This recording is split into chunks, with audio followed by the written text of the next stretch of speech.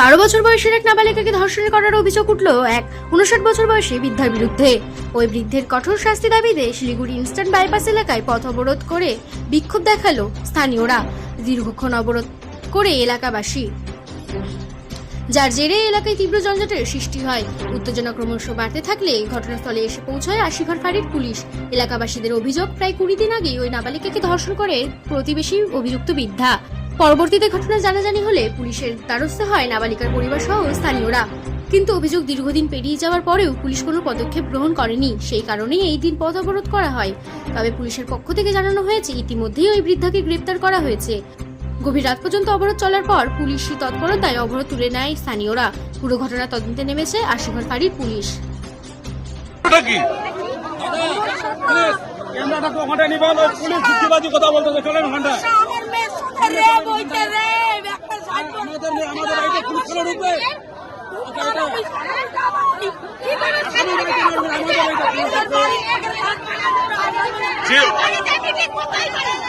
সেই ব্যক্তিকে তো গ্রেফতার করা হয়েছে।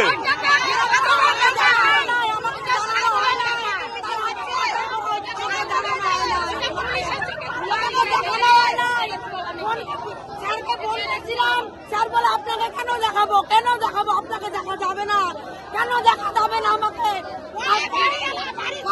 অল ইন্ডিয়া গেছে বাড়িতে, রাতারাতি ধরলো কেমন করে আমার এগুলো 12 তারিখে কমপ্লেন কল করেছে, 12 তারিখ আমাকে বলে কাউকে বলবেন না, এই ব্যাপারে জানাজানি হলে। আমরা গল্প করতেছি পুলিশ ওখানে কেন গেল, আমরা বাড়ি বাড়ি আমরা গল্প করতেছি পুলিশ ওখানে কেন গেল আমরা আমাদের বাড়িতে।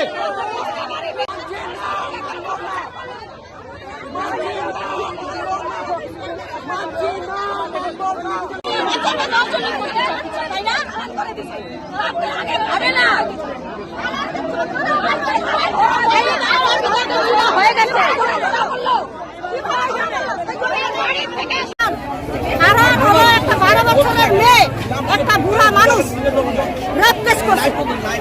এই জন্য পুলিশ কোনো কেস নিচ্ছে না, পুলিশ কোনো বিচার করেন না, তার জন্য আমরা রাস্তা ঘেরাও করলাম। পুলিশ আসবে, তারপরে কবে হয়েছিল পুলিশ ঘুষ খাইছে। 20 দিন আগে এই ঘটনা, নাবালিকা কিচ্ছু বলে নাই। তারপরে এই 15 দিন আগে বলছে, তারপরে আমরা থানায় গেছি, থানার পুলিশ কিচ্ছু বলে না। ওরা আইসে